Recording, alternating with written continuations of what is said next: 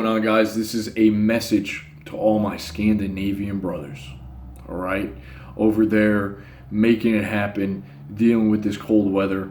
Hope you guys are feeling strong. Look, you guys were the Vikings. You were the Vikings, man. I look at you guys as like these handsome, tall, strong, blonde hair Viking warriors. I'm over here in the U.S., and I've heard some stuff about what's going on with you guys and these political issues. Men, just in general, become a very submissive, compliant, soft.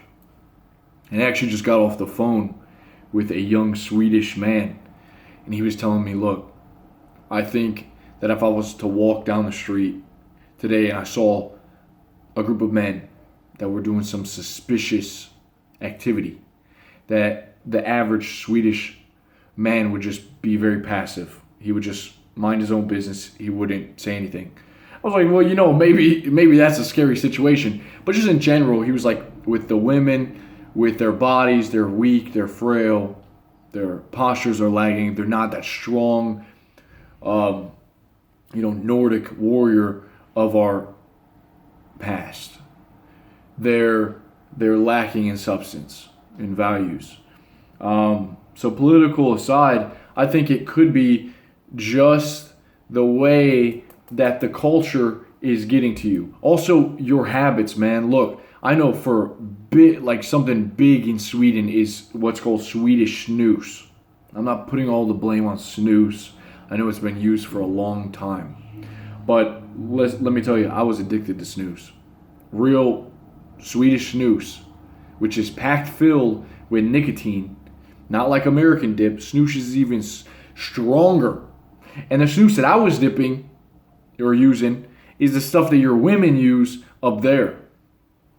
You guys are using some strong stuff. I immediately noticed that when I got off of snus, I was much more aggressive. I had more aggression.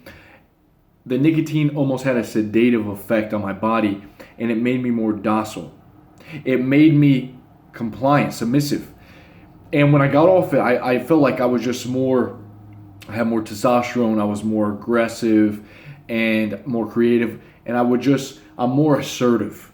I stand up a little bit more. Whereas before I was just, things don't really bother me too much, but I don't have any character. It was almost like when I got off of it, a veil had been lifted from my life, and everything was a bit more vibrant, more meaningful.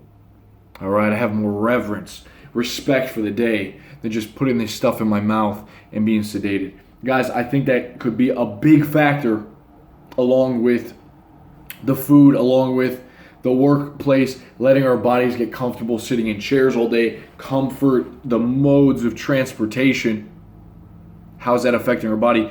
You guys are warriors, man. Your ancestors were warriors.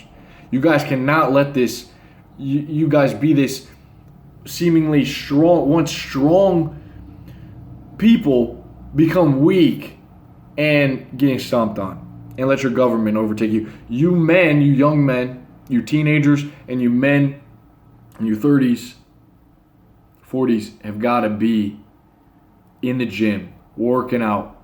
All right, you got to be strong, capable. Fight if you want to fight. Go out into the cold, get uncomfortable, harden up your bodies. All right, don't just sit inside and be on the TV. This applies to every young man in the world. Don't let comfort overtake you, or it will be the death of you, man. All right, it'll make you just a shell of a man. So, my Swedish brethren, let me know what's going on. I want to know what you're experiencing living there, and just to talk a little bit more about life. All right, I'll talk to you guys soon. Peace.